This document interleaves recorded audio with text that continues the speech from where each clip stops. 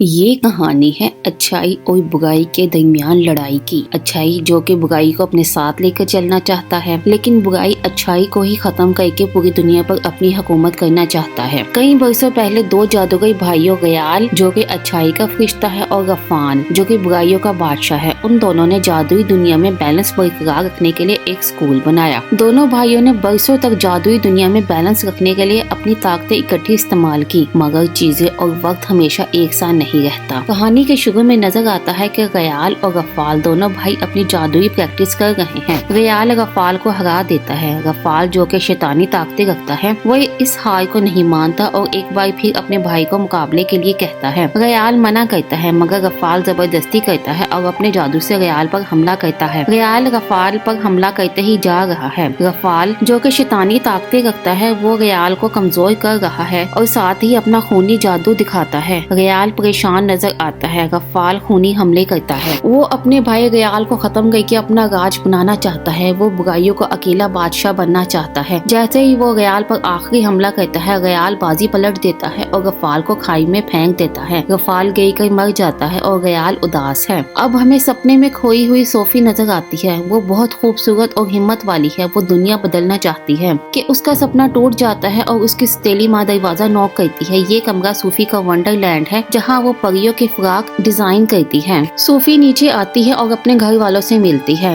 और वहीं दूर गवेंडन शहर के दूसरी तरफ कब्रिस्तान के पास एक छोटी सी कुटिया में एक लड़की रहती है। नाम था उसका एगिथा। उसे बिल्लियों को घूरना बहुत पसंद है। एगिथा को शक था कि उसकी माँ एक असली चुड़ैल नहीं है और प्यार के नुस्खे में हेमलॉक की कमी है। वो इसे लेने शहर जाती है। उसकी माँ के मुताबिक एगिथा एक काबिल चुड़ैल है और स्कूल के बच्चे भी मानते हैं। वो इसे तंग करते हैं और वहीं गुजरते हुए सोफी जो कि गुलहरियों से बात कर रही है, उस पर भी कीचड़ उछालते हैं। सोफी और एगिथा दोनों को इस शहर से नफरत है। वो दोनों अलग हैं, लेकिन वो दोनों बचपन के दोस्त हैं। जब सोफी अकेली थी, उसकी माँ मर गई थी, तब एगिथा ने उससे दोस्ती की और उसके लिए एक टयारा बनाया और गांव के इच्छा पूरी करने वाले पेड़ पर दोनों का नाम लिखकर जिंदगी भर के लिए एक दूसरे से गहरा दोस्ती का रिश्ता कायम किया। गांव के सब लोग एगिथा को नापसंद करते हैं और उन्हें तंग करते हैं। वो दोनों अपना अपना सामान लेने जाते हैं। सब लोग एगिथा को चुड़ैल समझकर अजीब नजरों से देखते हैं। तभी एक शराबी आदमी एगिथा का रास्ता रोकता है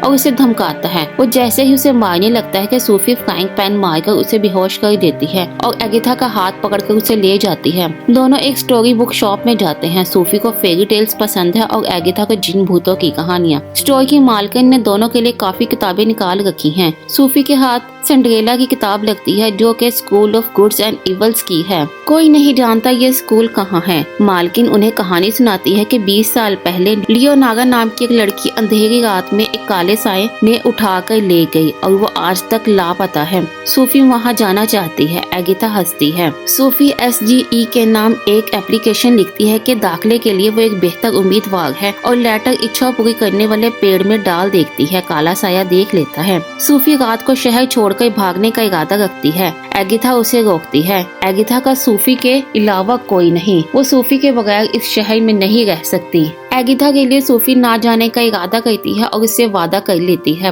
और जाकर पेड़ से एप्लीकेशन निकालकर उसके टुकड़े टुकड़े कर देती है। लेकिन वो फैसला करती है कि गवेंडन में रहकर अपनी जिंदगी बर्बाद नहीं करेगी और हालात को अपने हाथ में लेना चाहती है। वो एगिथा से किया गया वादा तोड़ देती है। रात को जब वो गवेंडन शहर से निकलती है तो एगिथा भी उसके पीछे आ जाती है। तभी आसमान खूनी हो जाता है और काला साया आता है। वो सूफी को खींचते हुए ले जाता है। सूफी खुश है। वो इस दुनिया से जाना चाहती है। एगिथा उसके पीछे पीछे भागती है और उसका हाथ पकड़ लेती है और जाने से रोक लेती है। काला साया चला जाता है। सूफी नाराज होती है कि वो जाना चाहती है कि तभी वहाँ बहुत ही अजीब डरावना पंछी आ जाता है और दोनों को अपने पंजों में जकड़कर दुनिया के उस पार ले जाता है। सूफी खुश है और एगिथा परेशान। पंछी उन्हें उड़ाकर ले जा रहा है और सामने जादुई अच्छाई और बुराई के स्कूल हैं। सूफी अच्छाई के स्कूल में जाना चाहती है क्योंकि वो एक प्रिंसेस बनना चाहती है और एगिथा वापस अपने घर जाना चाहती है कि तभी पंछी एगिथा को अच्छाई के स्कूल में फेंक देता है और सूफी को बुराई के स्कूल की तरफ ले जाता है। वो चिल्लाती है कि वो गलत स्कूल है और सूफी को अच्छाई के स्कूल जाना है और तभी पंछी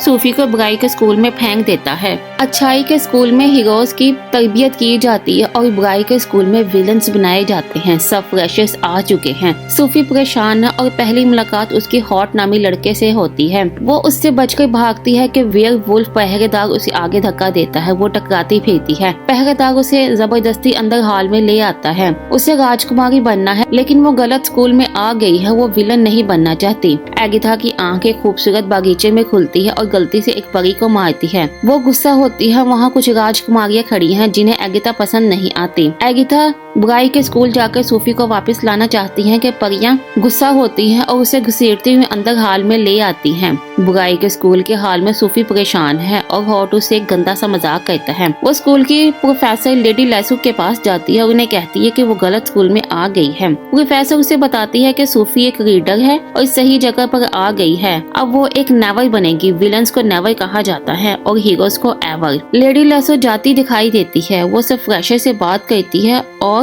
उन्हें हाल में बोर्डिंग हाउस और टाइम टेबल को ढूंढने का कहती है। सब ढूंढते हैं। सूफी फंस चुकी है। उधर अच्छाई के स्कूल में परियां एगिथा से खुश नहीं है। एगिथा गुस्से में है। अच्छाई का स्कूल बहुत खूबसूरत है। एगिथा शॉक्ड है। एगिथा भागकर एक कमरे में दाखिल होती है जो कि ड्रेसिंग रूम है और वहाँ पर प्रोफेसर डवी आती हैं। वो एगिथा से बात करती हैं। वो बहुत खुश और मुस्कुराकर बातें करती हैं और उसे बिठाकर तैयार होने का कहती हैं। एगिथा एक एवर है और सूफी नेवर। प्रोफेसर एगिथा को यहाँ होने का यकीन दिलाती है। एगिथा जाने लगती है कि प्रोफेसर गुस्से से रोकती है। वो जादू से उसके लिए ढेरों खूबसूरत फेरी फ्रॉक्स मंगवाती है। अच्छाई और बुराई के स्कूल का इंट्रोडक्शन डे है। सूफी और एगी एक दूसरे से मिलने लगती हैं कि पहरेदार सूफी को बिठा देता है और एगिथा से अपना लिबास संभाला नहीं जाता। अब एंट्री होती है अच्छाई और बुराई के प्रोफेसर डवी और लेडी लेसो की। तभी अच्छाई के स्कूल के लड़के एक परफॉर्मेंस देते हैं। वो बहुत शानदार परफॉर्मेंस है। सूफी इम्प्रेस्ड होती है। तलवारबाजी का मुजाहिरा होता है और एक बहुत शानदार एंट्री होती है राजकुमार टेडी रोज की। वो अपनी बहादुरी दिखाता है और अपने दोस्तों के साथ एक बहुत बेहतरीन परफॉर्मेंस देता है। बुराई के स्कूल के एक स्टूडेंट टेडी को मुकाबले के लिए बुलाता है। टेडी रोज उसे हरा देता है और मुकाबला बहुत खतरनाक है। बुराई का स्कूल एक बार फिर हार जाता है। टेडी रोज की नजर सूफी पर पड़ती है और वो गलती से रेड रोज एगिथा की गोद में डाल देता है, जो कि नकचड़ी प्रिंसेस बैट्रिक्स ले लेती है और टेडी रोज को अपने पास बिठा लेती है। यह है पहली मुलाकात टेडी रोज और एगिथा की।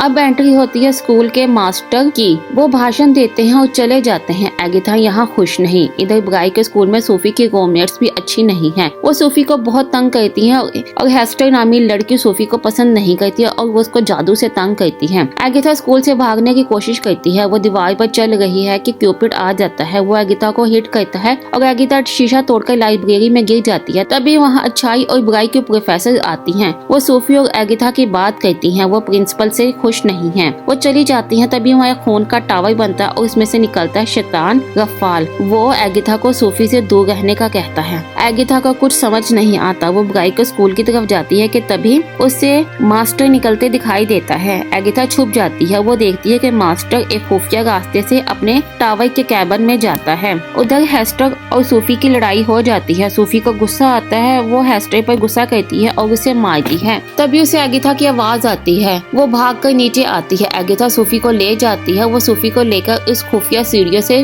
मास्टर के पास जाकर स्कूल छोड़ने की बात करना चाहती है। दरवाजा खुल जाता है। एगिथा ने अंधेरे में आवाज लगाई। वो कमरा किताबों से भरा हुआ है। उन्हें एक अलग सी आवाज है जो कि एक जादुई पेन हिस्टोरियन की है, जो कि सबका फ्यूचर लिखती है। वहाँ मास्टर आ जाते हैं और एगिथा वहाँ से जाने की बात करती है और खूनी लाल टावर के बारे में भी बताती है। सूफी नहीं जाना चाहती। मास्टर बताता है कि सिंड्रेला, हरकुलिस वगैरह सब हकीकी कहानियां हैं। सूफी बताती है कि वो गलत स्कूल में है। वो अच्छाई के स्कूल में जाना चाहती है। तब उन्हें पता चलता है कि ये गलत फैसला हिस्टोरियन के पेन से हुआ है और हिस्टोरियन ही इस फैसले को बदल सकती है।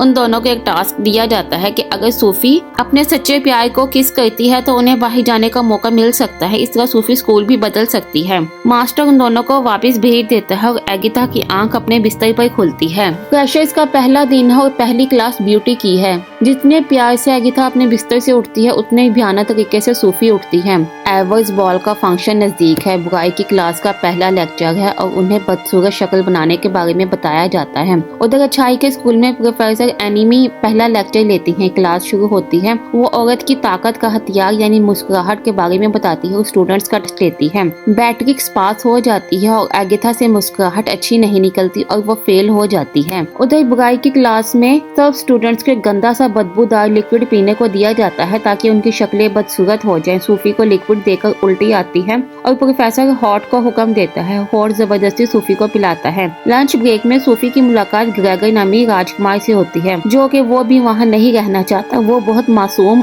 डरपोक और बुज़दिल है। वो भी आज के सब मुकाबलों में फेल हुआ है। वहाँ सूफी आती है और पहले लेक्चर के बारे में एक दूसरे को बताते हैं। टेडरोस को देखकर सूफी टेडरोस को किस करने के इरादा रखती है और वहीं राह गुजरते किसी को भी किस कर देती है। सूफी एगाथा को एक चिट्ठी देती है टेडरोस को देने के लिए। अच्छाई के स्कूल का दूसरा लेक्चर प्रोफेसर नीले बोने का है। वहाँ टेडरोस आ जाता है तो एगाथा सूफी की चिट्ठी टेडरोस को देती है, लेकिन टेडरोस एगाथा से बात करने में दिलचस्पी दिखाता है। प्रोफेसर सब स्टूडेंट्स को इकट्ठा करता है, जंगल का दरवाजा खोलता है, अंदर दाखिल होते हैं। जंगल जितना खूबसूरत है उतना ही खतरनाक भी है। पहले मरहले में जंगल में खूबसूरत लेकिन खतरनाक गुलाबी फूल है। अगला खेत खौफनाक पंपकिंस का है जो कि खतरनाक है और वहाँ खड़ा स्केयरक्रो रात को अपनी असली हालत में आकर सब लोगों को तंग करता है। तभी एक फूल ग्रेगर को काट लेता है। ग्रेगर एक डरपोक लड़का है, वो डर कर भाग जाता है। एगाथा उसके पीछे जाती है, वो नहीं रुकता और एक जादुई ट्विस्टर सजा के तौर पर ग्रेगर को अपने अंदर समा लेता है और ग्रेगर समेत वहाँ से गायब हो जाता है। एगाथा ग्रेगर की वजह से परेशान है। बुराई की प्रोफेसर लेडी लैसो अपनी क्लास में स्टूडेंट्स को अंदर की बुराइयां बाहर निकालने का सबक दे रही है। हॉट से नहीं होता, टेट भी अच्छा नहीं करती। सूफी के पास दिखाने को कुछ नहीं है। हेस्टर उसका मजाक उड़ाती है और एक बार फिर दोनों में बहस छिड़ जाती है। हेस्टर अपने अंदर के फायर ड्रैगन को बाहर निकालती है। वो सूफी पर हमला करता है। सूफी अपना बचाव करती है। ड्रैगन सूफी को मारने ही लगता है कि सूफी जोरदार आवाज से अपनी गुलहरियों को आवाज देती है और शीशा तोड़कर मधुमक्खियों का झुंड फायर ड्रैगन पर हमला करता है और हेस्टर की हालत खराब होती जा रही है। हेस्टर मरने ही वाली है कि सूफी उन्हें रोकती है और ये मधुमक्खियों का झुंड शैतानी जादूगर रफाल है। वो सूफी की तारीफ करता है। प्रोफेसर रफाल को देखकर परेशान है और वो सूफी को लेकर चली जाती है और रफाल की स्टोरी बताती है। वो सूफी को मना करती है कि रफाल के बारे में किसी को ना बताएं। प्रोफेसर डवी अच्छाई का सबक दे रही है। एगाथा उनसे ग्रेगर के बारे में पूछती है। डवी नहीं बताती और उन्हें तालाब में मौजूद इच्छा पूरी करने वाली मछलियों के बारे में बताती है। पहले कीकू अपने प्यार को देखती है और खुश होती है। फिर बैट्रिक्स खुद को टेडरोस की बाहों में देखती है, वो भी खुश है। अब एगाथा की बारी है। वो तालाब के पास आती है और सबके घर जाने की इच्छा मांगती है कि तालाब में हलचल सी मिट जाती है और सब मछलियाँ इकट्ठी होकर एगाथा का हाथ अपनी तरफ खींचती हैं। एगाथा का हाथ फंस जाता है। तमाम मछलियाँ एक खूबसूरत सी राजकुमारी में बदल जाती हैं, जो कि एगाथा का शुक्रिया अदा करती है कि वो 100 साल से यहाँ इस तालाब में मछलियों की सूरत में कैद है और सबकी इच्छाएं पूरी कर रही है। और एगाथा की विश ने उन्हें आजाद कर दिया। और वहीं तभी एक बहुत ही डरावना पंछी आता है और सब राजकुमारियां डर जाती हैं। एगाथा पहचान जाती है कि वो ग्रेगर है। वो उसे प्यार से बुलाती है, उसे बचाने का वादा करती है कि टेडरोस सबकी चीखें सुनकर वहाँ आता है और उस पंछी के दिल पर वार करता है और वो टूटकर गिरकर मर जाता है।